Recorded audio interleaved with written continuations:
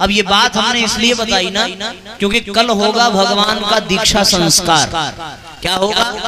भगवान कृष्ण सांदीपनी ऋषि के आश्रम में जाकर के लेंगे दीक्षा। किस मंत्र की लेंगे? गायत्री मंत्र की। सांदीपनी ऋषि ने गायत्री मंत्र की दीक्षा दी है। किसको? कृष्ण भगवान को।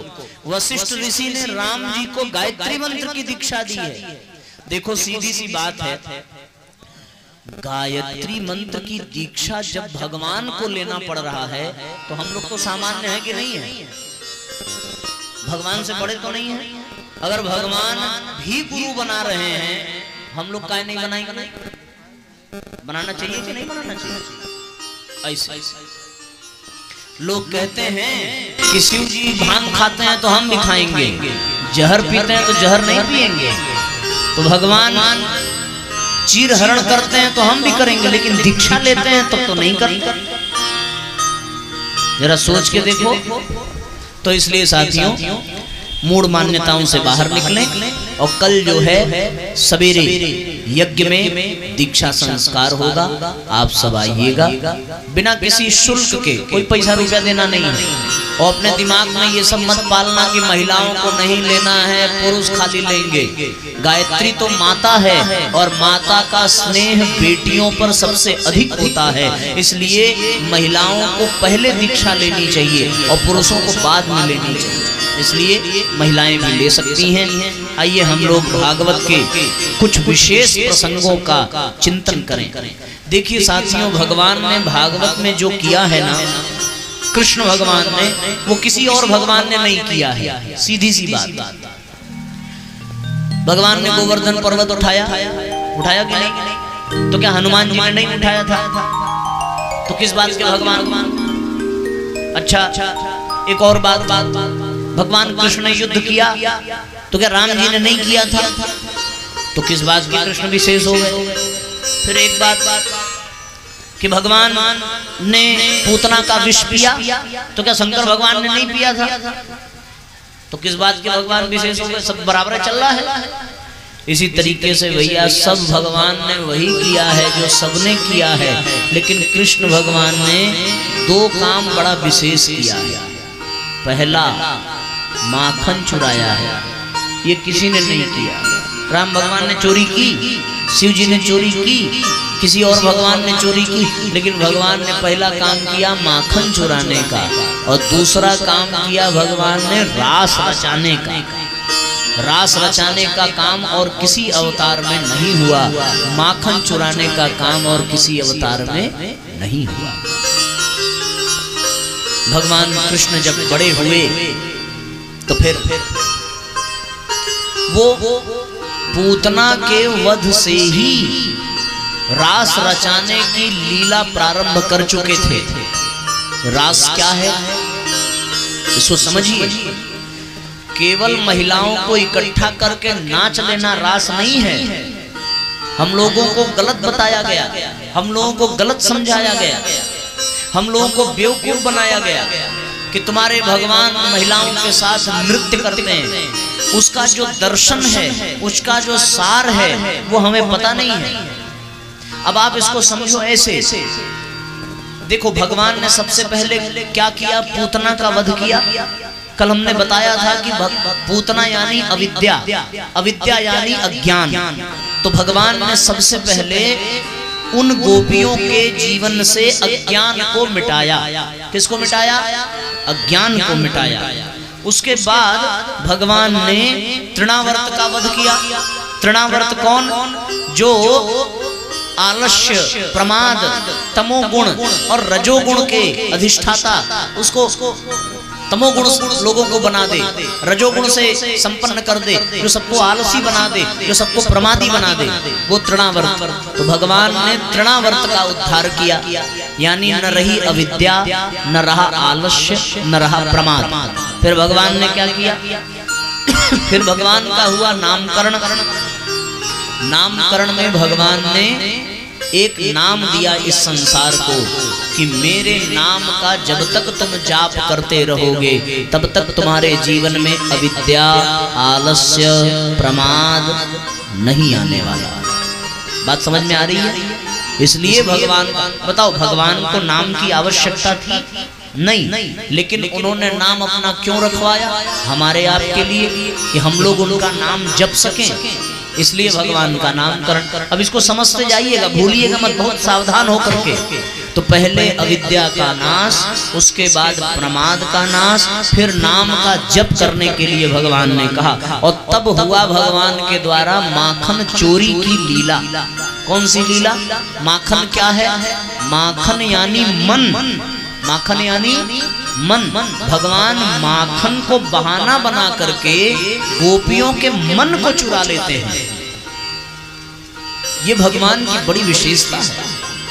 वो माखन नहीं चुरा रहे, वो गोपियों के मन को चुरा रहे हैं। वो सबके मन को, देखो हम सब भगवान के सेवा में तन लगा दें, धन लगा दें, समय लगा दें, सब बेकार है यदि हमारा मन न लगे। भगवान क्या कर रहे हैं? भगवान अपने भक्तों के मन को चुराकर अपने पास रख रहे हैं। यही है माखन चोरी। संसार की चोरी, प्रारब्ध की चोरी, परिवार की चोरी, धन की चोरी, ये तो कोई भी कर लेता है, लेकिन भगवान केवल और केवल आप सभी भक्तों के मन की चोरी करते हैं। तो मन कहाँ लग जाए? भगवान में लग जाए, इसलिए भगवान मन चुराते हैं। देखो सीधी सी बात है, हमारे पास दो चीजें हैं, एक मन और एक बुद्धि, ठीक? दो चीजें और दो स्थान, एक भगवान और एक संसार, एक जगत और दूसरा जगदीश।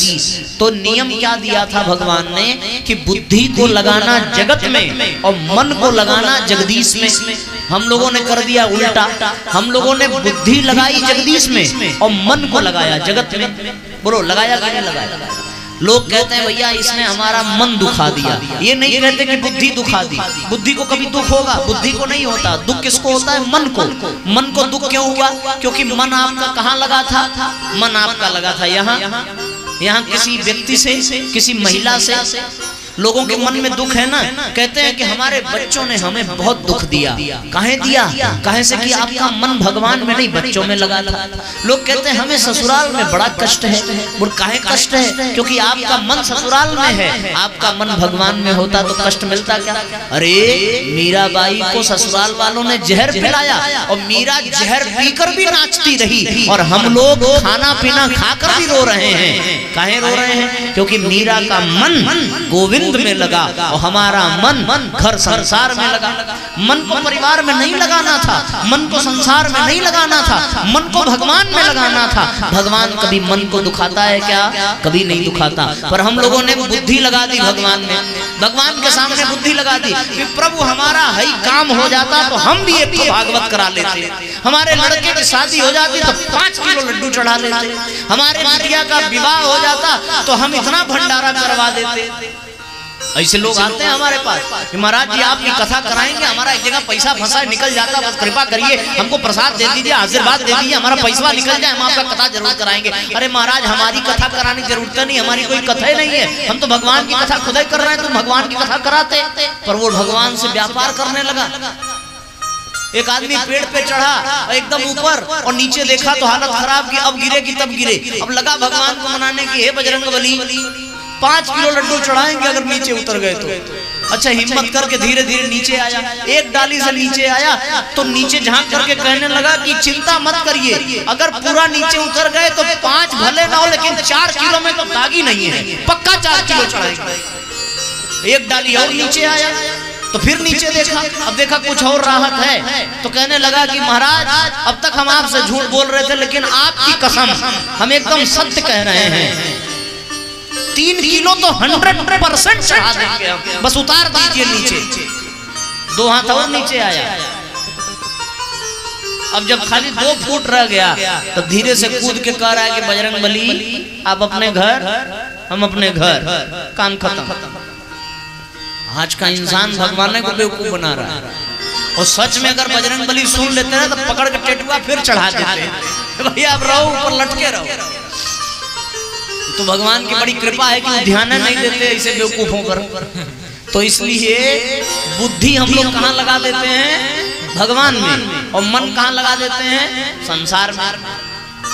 अभी आपका घर से आप कथा में आए होंगे, तो अब बताओ, जब तक कथा में नहीं आए तब तक भले मन दुखी रहा हो, पर यहाँ मन दुखी है?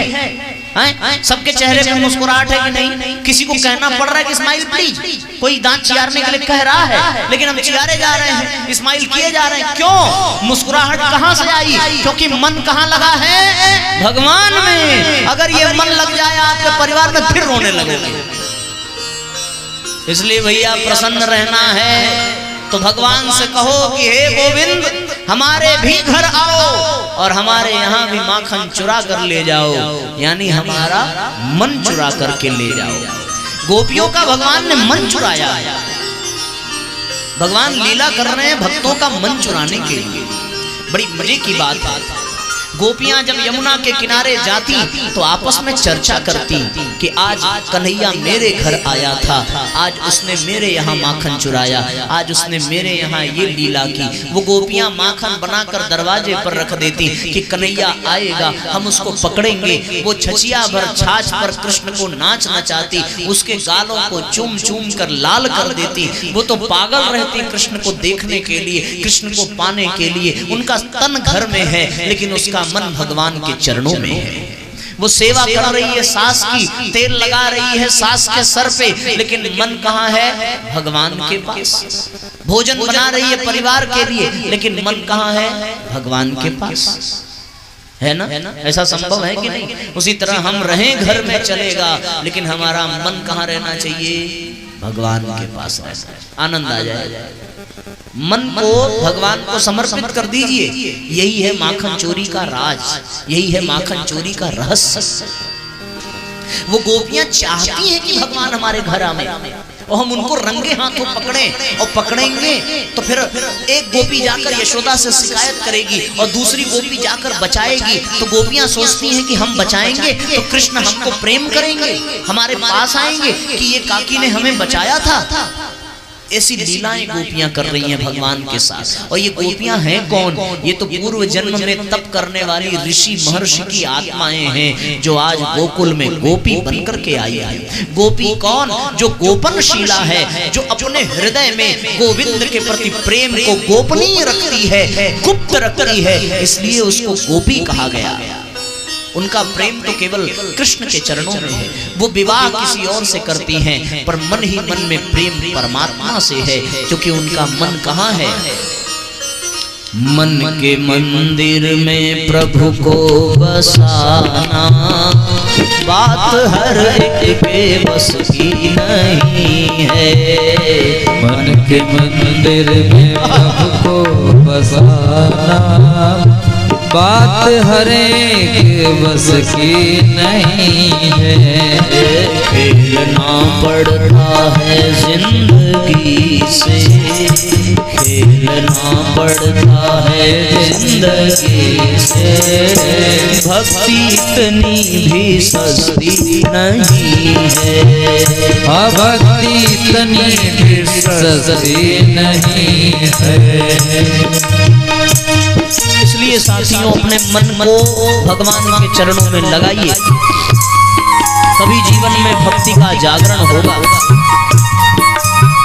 हमारा मन संसार में लगेगा तो हमारा कल्याण नहीं हो सकता। मन कहाँ लगना चाहिए? भगवान में लगना चाहिए। वो गोपियां हमेशा भगवान का चिंतन करती, भगवान का ध्यान करती, भगवान का स्मरण करती। यमुना में जल भरने जाती तो एक ही कामना रहती कि काश रास्ते में कृष्ण मिल जाता। यमुना में स्नान करती तो एक ही कामना, अपने घर में झरोखों से देखती कि काश कृष्ण का दर्शन हो जाता। ये क्या है? माखन चोरी की लीला है। उसके बाद साथियों भगवान ने क्या किया? जब मन चुरा लिया तो मन क्या है? मन इंद्रियों का राजा है। और गो को भी इंद्री कहते हैं। गो आपने सुना? गौ, गौ का एक अर्थ इंद्री है। भगवान को गोपाल कहा गया। गोपाल यानी इंद्रियों का पोषण करने वाले। गो यानी इंद्रियां, पाल यानी पोषण करने वाले, गोकुल यानी इंद्रियों का समूह, और उनका जो राजा है मन, उसका किया भगवान ने हरण, और फिर इंद्रियों का किया पोषण। ये क्या है? भगवान के गौचारण लीला। गाय को चराना यानी इंद्रियों को चराना। भगवान क्या करते हैं? भगवान इंद्रियों को चराते हैं। जब कोई गाय, आपने देखा होगा गैया जो है दुर्वा का घास चरती चरती बहुत दूर निकल जाती है, उसी प्रकार हमारी ये इंद्रियां भोग विलास की दुर्वा खाते खाते वासना के बाजार में बहुत दूर तक चली जाती हैं।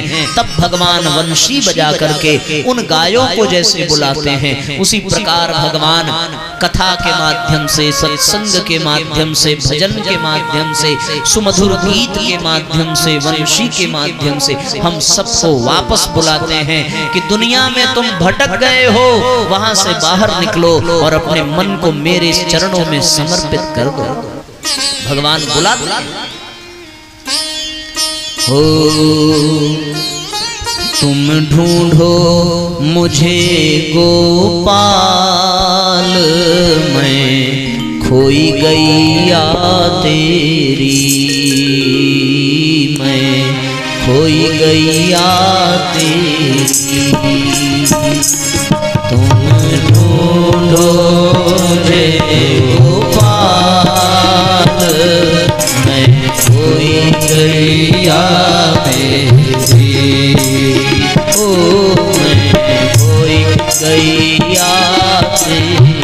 भगवान से प्रार्थना करनी चाहिए कि हे परमात्मा, आप ही हमारी तलाश लीजिए, आप ही हमारी सुध लीजिए। हम तो इस संसार में खो चुके हैं, हमें खोज करके आप अपना बनाइए। भगवान इसलिए गाय चराने की लीला करते हैं। उसके पश्चात भगवान ने क्या किया? भगवान ने कालिया नाग का मर्दन किया, मिटाया नहीं। कालिया क्या है?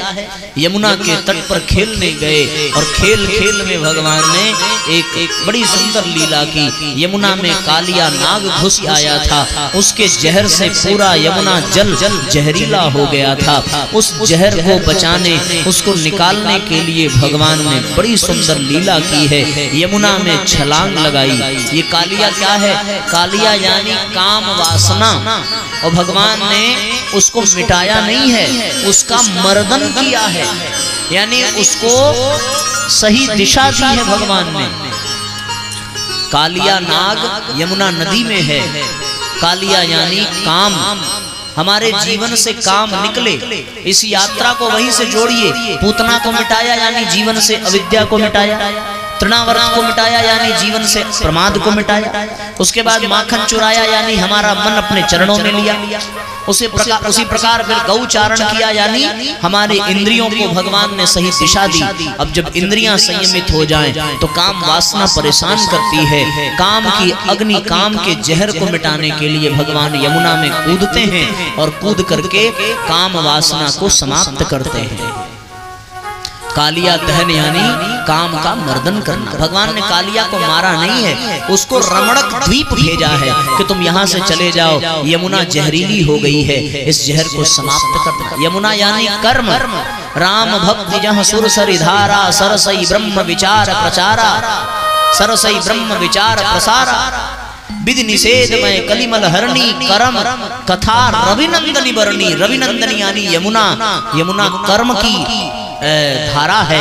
कर्म में जहर नहीं घुलना चाहिए, कर्म में वासना नहीं होनी चाहिए, कर्म भगवान के समर्पित होकर शुद्ध होना चाहिए। इसलिए भगवान ने कर्म से वासना के नाग को, कालिया को निकाल करके बाहर किया है, रमण द्वीप भेजा है। इसलिए भगवान ने हो देखो कालिया के फन पर नाचत कन्हैया, देखो कालिया के फन पर नाचत कन्हैया, नाचत कन्हैया सारी सृष्टि को नचैया, नाचत कन्हैया सारी सृष्टि को नचैया। देखो कालिया के फन पर नाचत कन्हैया, देखो कालिया के फन पर नाचत कन्हैया।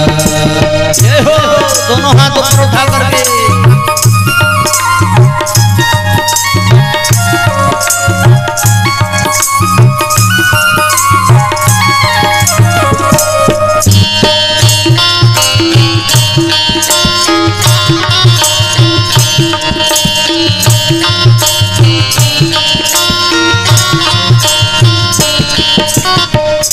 थिरक कर नटवर नाचे, थिरक नटवर नाचे, किन्नरियाँ और किन्नर नाचे, किन्नरियाँ और किन्नर नाचे, ग्रह नक्षत्र निरंतर नाचे, ग्रह नक्षत्र निरंतर नाचे, चारों ओर चराचर नाचे, चारों ओर चराचर नाचे, नदियाँ नाचे निर्झर नाचे, नदियाँ नाचे निर्झर नाचे, पंछी कौवे जलचर नाचे, पंछी कौवे जलचर नाचे, मात सरस्वती भी नाचे, कृष्ण संग शिव शंकर नाचे, कृष्ण संग शिव शंकर नाचे, कृष्ण संग शिव शंकर नाचे, करें जय घोष मिलके हूँ लोक के बसैया, जय जय बंसी के बजैया, जय जय गौओं के चरैया, जय जय बंसी के बजैया, जय जय गौओं के चरैया, जय नंद तेरो बाबा यशोदा तेरी मैया, जय नंद तेरो बाबा यशोदा तेरी मैया, जय जय बलदाऊ के भैया, जय जय कृष्ण कन्हैया, जय जय बलदाऊ के भैया, जय जय कृष्ण कन्हैया, देखो कालिया के बन पर नाचत कन्हैया, देखो कालिया के बन पर नाचत कन्हैया, कन्हैया सारी सृष्टि को रचैया, नाचत कन्हैया सारी सृष्टि को रचैया, देखो प्रिया के फन पर नाचत कन्हैया, देखो कालिया के फन पर नाचत कन्हैया, बोलिए कृष्ण कन्हैया लाल की जय। भगवान ने कालिया का उद्धार किया। उसके पश्चात भगवान ने गोपियों का चीर हरण किया है। और भैया एक बात का ध्यान रखना, जब भगवान ने गोपियों का चीर हरण किया है तब भगवान की उम्र पता है कितनी थी? कई साल के थे? हम बताएं कि आप बताएंगे? भगवान 6 साल के थे जब उन्होंने गोपियों का चीर चुराया। और कुछ बेवकूफ लोग कहते हैं कि भगवान आपके बड़े बेकार जो औरतों के कपड़े चुराते हैं। अब बताओ 6 साल का बालक अगर चीर चुरावे तो उसमें कोई वासनात्मक भाव होगा? और जब द्रौपदी का लाज बचाई भगवान ने तब भगवान की उम्र पता है कितनी थी? 16 साल थी। भरी जवानी में वो लाज बचाते हैं और बचपन में चीर चुराते हैं। चीर क्यों चुराते हैं? चीर यानी माया, चीर यानी वासना। वस्त्र को वासना कहा गया है। भगवान ने गोपियों की वासना का हरण किया है। गोपियों के भीतर जो माया बैठी है उस माया का हरण किया है भगवान ने। क्यों हरण किया?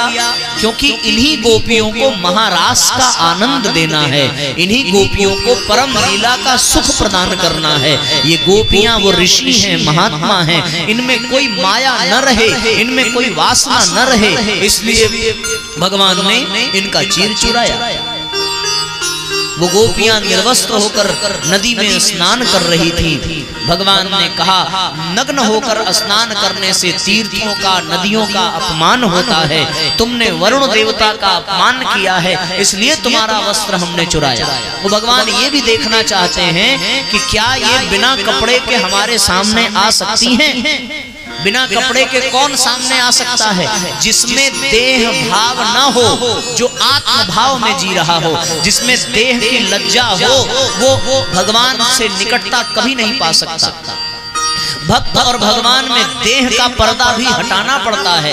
भगवान से कैसी शर्म, भगवान से कैसी लाज। यदि हमारे भीतर लाज है तो इसका मतलब अभी हमारे बीच में भगवान के और हमारे माया का पर्दा है।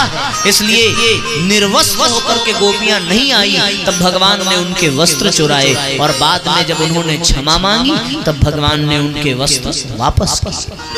उसके बाद इंद्र ने जब क्रोध करके जल बरसाया तब भगवान ने गोवर्धन लीला की है। गोवर्धन का तात्पर्य क्या है हमने बताया था। गो यानी इंद्रियां, वर्धन यानी जो इंद्रियों को अभिवृद्धि प्रदान करे, इंद्रियों को श्रेष्ठ गुणों से भर दे।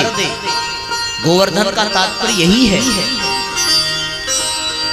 गोवर्धन यानी इंद्रियों का सही दिशा में पोषण करना। वर्धन माने बढ़ाना। कान निंदा चुगली नहीं, भगवान का भजन सुनने लगे। आंख दूसरों की कमियों को नहीं, अश्लीलता को नहीं, भगवान के रूप का दर्शन करने लगे। वाणी में अपशब्द नहीं, भगवान का नाम निकलने लगे। इस भाव से भगवान ने गोवर्धन में इंद्रियों का वर्धन किया और तब जाकर के प्रभु ने रास लीला शरद पूर्णिमा के दिन गोपियों के साथ रास लीला की योजना बनाई। अब गोपियों में वासना रूपी चीर का हरण कर लिया, पूतना रूपी अज्ञान का हरण कर लिया, प्रमाद रूपी तृणावर्त को मार डाला भगवान ने। गौचारण करके गोपियों के इंद्रियों को भगवान ने सही दिशा दी है। माखन चुरा कर उनके मन को चुरा लिया। अब उनमें कोई वासना नहीं है, कोई कामना नहीं है, कोई इच्छा नहीं है। अब वो गोपियां शुद्ध भाव से भगवान की हो चुकी हैं। तब भगवान शरद पूर्णिमा की रात्रि में, जिस रात्रि में अंधकार का नामो निशान नहीं होता, धरती पर प्रकाश ही प्रकाश रहता है, ऐसी चंद्रमा की रात्रि में भगवान ने गोपियों के साथ रास रचाया। ध्यान देना, रास रचाना ये कोई नाच नहीं है, बल्कि ये अध्यात्म की पराकाष्ठा है। इसमें क्या है, 3-4 चीजें हैं। एक तो भगवान, दूसरा राधा जी, तीसरा बंसी, चौथा गोपियां। अब देखो इसके दर्शन को, राधा यानी आत्मा, कृष्ण यानी परमात्मा, इसको समझ लीजिए। बंसी यानी भगवान की पुकार और गोपियां यानी हमारी इंद्रियां। ये है, यानी जब परमात्मा बंसी बजाकर हमें पुकारे तो हमें सब कुछ छोड़कर भगवान की शरण में आ जाना चाहिए। तो वो गोपियां बंसी की पुकार सुनकर किसकी शरण में गई? राधा रानी की शरण में गई। राधा यानी आत्मा, आत्मा, आत्मा तू राधिका, राधिका को आत्मा कहा गया है। इसलिए भैया ये जो राधिका है ये आत्मा है और आत्मा की शरण में सब इंद्रियां पहुंच जाती हैं। इन सब इंद्रियों के आत्मस्थ होते ही भगवान की पुकार वंशी के रूप में सुनाई पड़ती है और गोपियां अपना सब कुछ छोड़ करके अपने आप को भगवान के इशारे पर नचाना प्रारंभ कर देती हैं। समझ में आ रही है बात? यानी राम ने पुकारा किसको? बंदरों को, गिद्ध को। तो भगवान राम की पुकार सुनकर बानर आए, गिद्ध आए, गिलहरी आई और उन लोगों ने भगवान के इशारे पर काम किया। तो इशारे पर काम करने का मतलब क्या? यानी भगवान के इशारे पर नाचने लगे। जो आदमी अपनी पत्नी के इशारे पर नाचे उसको कहते हैं जोरू का गुलाम। तो क्या वो सच में नाचता ही है क्या? नहीं, वो पत्नी की सब बात मानता है। तो हम लोग कहते हैं बीवी के इशारे पे नाच रहा है। उसी प्रकार जो भगवान की सब बात माने उसी को कहते हैं भगवान के इशारे पर नाचना। और ये नाचना ही रास लीला का नृत्य है। इसी को नृत्य कहते हैं, भगवान के इशारे पर नाचना। हम विषय भोगों के चंगुल से बाहर निकलें, हम भगवान की आवाज सुने। भगवान हमें अभी भी पुकार रहे हैं कि ऐ मनुष्यों आत्म कल्याण कर लो, अपनी इंद्रियों को आत्मा के अधीन कर लो, तब जाकर के बात बनेगी। अन्यथा ये जीवन भर हम भटकते ही रह जाएंगे, कभी भी हम भगवान के इशारे पर नृत्य न कर सकेंगे और जीवन हमारा बेकार हो जाएगा। अब वो गोपियां आई हैं अब जब गोपियों ने देखा कि सबके पास एक एक कृष्ण भगवान खड़े हैं, सब गोपियों के भगवान अलग अलग हैं, हम सब भी गोपी हैं, यदि हमारी इंद्रियां हमारी आत्मा के अधीन हो जाएं तो हम भी गोपी हैं, और सबके लिए भगवान अलग अलग हैं, सबका अलग अलग अनुभव है। जैसे ही गोपियों को ये अभिमान हुआ कि कृष्ण हमें मिल गए, भगवान वहां से अंतर्ध्यान हुए, क्योंकि अभिमान भक्त और भगवान के बीच में सबसे बड़ी रुकावट है। जब भगवान अंतर्ध्यान हुए तब गोपियों ने गोपी गीत का आश्रय लिया है, भाव पूर्वक जो है भगवान को पुकारा है कि प्रभु हमसे त्रुटि हो गई, हमको क्षमा करिए, हमसे गलती हो गई कि हम आपको पाकर अभिमान से भर गए थे। इस अभिमान ने हमारी बुद्धि को नष्ट कर दिया था और हमारे अहंकार के कारण हम आपसे दूर हो गए।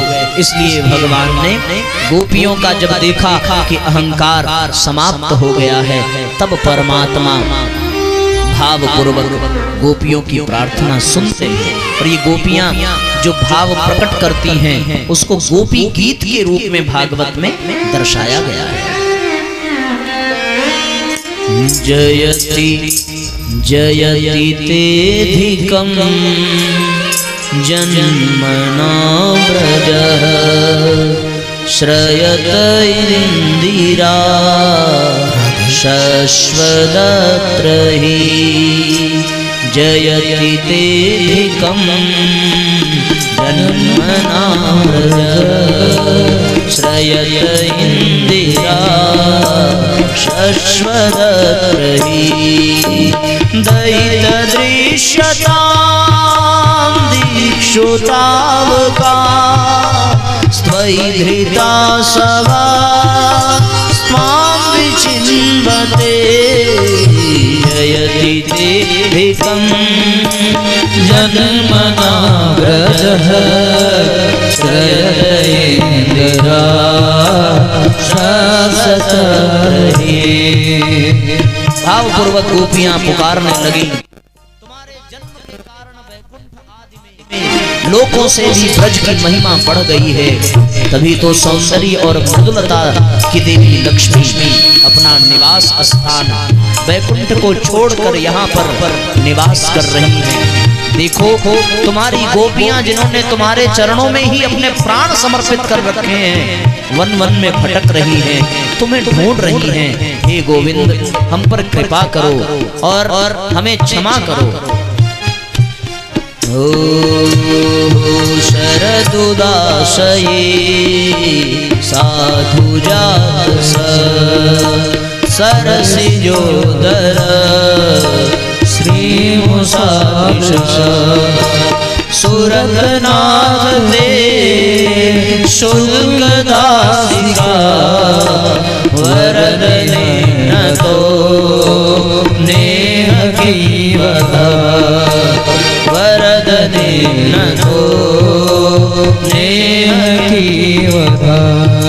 हे मेरे हृदय के स्वामी, हम तुम्हारे बिना मोल की दासी हैं। तुम शरतकालीन जलाशय में सुंदर से सुंदर सरसिज की कर्णिका के सौंदर्य को चुराने वाले नेत्रों से हमें घायल कर चुके हो, हमारे मनोरथ को पूर्ण करने वाले हे प्राणेश्वर, क्या नेत्रों से मारना वध नहीं है?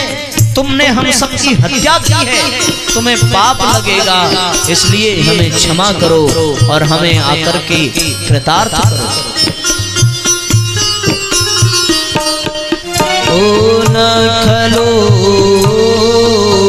खलो गोपिका नंदनो भवान खिल देहिना मंतरात्मदृक् दिखन सार्थितो विश्वगुप्तये सकउदेया सात्वताले विरचि भावयं वृष्टिर्नूयते चरणमेजुषा संसृते भया कृतसरोरुहं कांत कामदं शिरसि देहिनः श्रीकरग्रहम्। तुम्हारे चरण कमल की शरणागत प्राणियों के सारे पाप नष्ट कर देते हो। वे समस्त सौंदर्य माधुर्य की खान है। हमारे भी पापों को नष्ट करो हे गोविंद। हमारे भी जीवन में कृपा करो और हमारा भी कल्याण करो। तब भगवान प्रसन्न हुए और गोपियों के पास आकर के भगवान ने दर्शन दिया। भाव पूर्वक परमात्मा ने कृपा की। सब गोपियां किनारे किनारे खड़ी हैं, बीच में श्री राधा रानी हैं और भगवान सबके पास प्रकट हुए। और तब विश्व ब्रह्मांड में अध्यात्म की पराकाष्ठा तक उन गोपियों को पहुंचाने और समाधि का दिव्य आनंद प्रदान करने के लिए भगवान ने महाराज का आयोजन किया। कान्हा रे थोड़ा सा प्यार दे, चरणों में बैठा के तार दे। कान्हा रे थोड़ा सा प्यार दे, चरणों में बैठा के तार दे।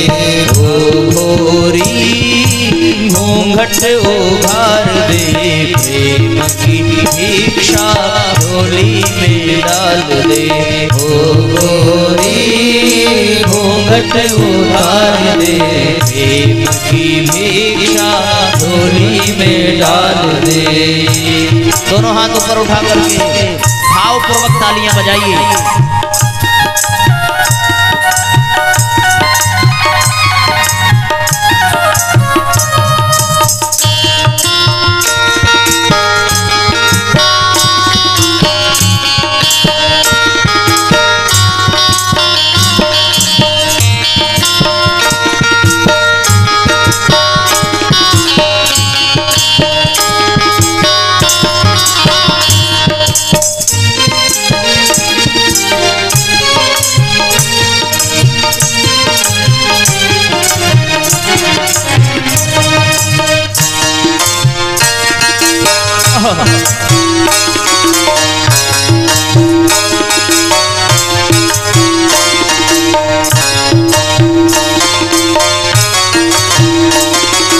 प्रेम गली में आके गुजरिया, भूल गई रे घर की डगरिया।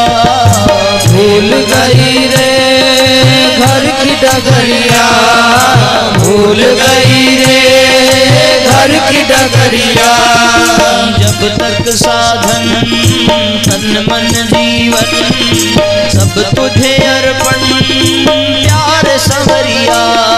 सब कुछ अर्पण प्यार सवरिया, सब कुछ अर्पण प्यार सवरिया। माया का तुमने रंग ऐसा डाला, बंधन में बंध गया बांधने वाला। बंधन में बंध गया बांधने वाला, बंधन में बंध गया बांधने वाला। कौन रमापति कैसा ईश्वर, मैं तो हूँ गोकुल का ग्वाला। मैं तो हूँ गोकुल का ग्वाला, मैं तो हूँ गोकुल का ग्वाला। ग्वाला रे थोड़ा सा प्यार दे, चरणों में बैठा के तार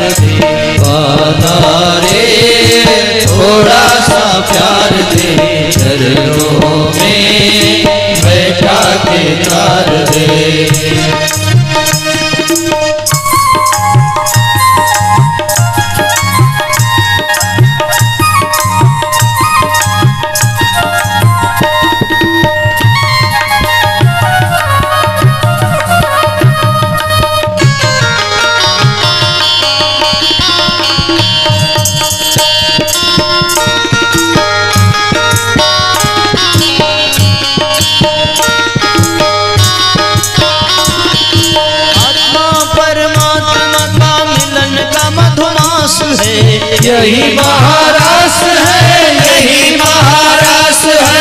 कृष्ण कमल है, राधे सुवास है। यही महारास है, यही महारास है। यही महारास है, यही महारास है। यही महारास है, यही महारास है। कान्हा रे थोड़ा सा प्यार दे, चरणों में बैठा के तार दे। कान्हा रे थोड़ा सा प्यार दे, चरणों में बैठा के तार दे।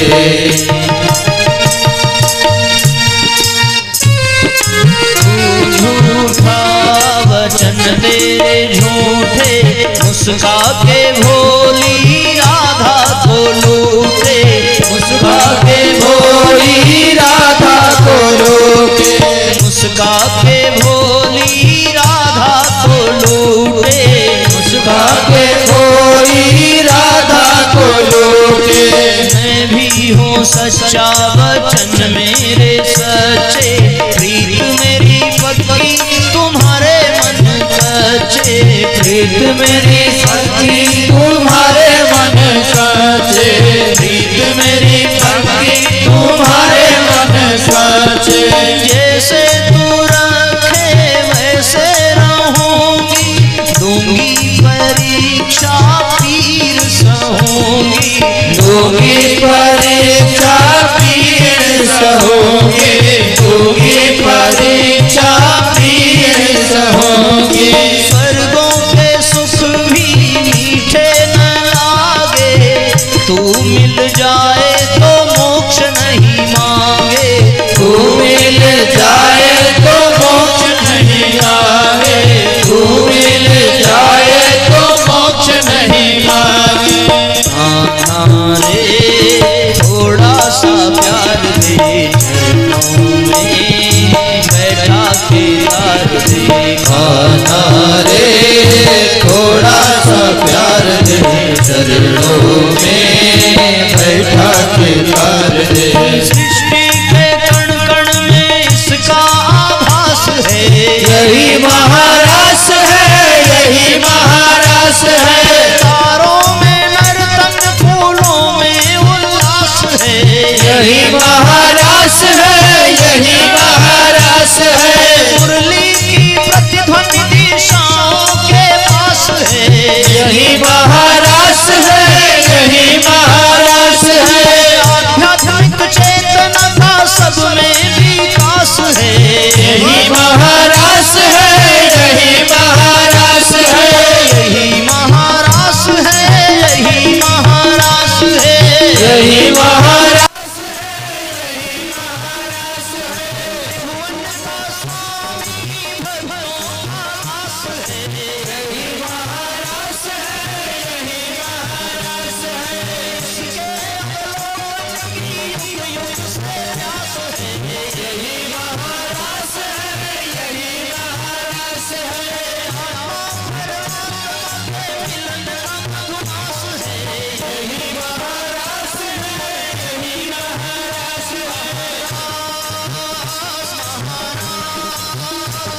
महाराज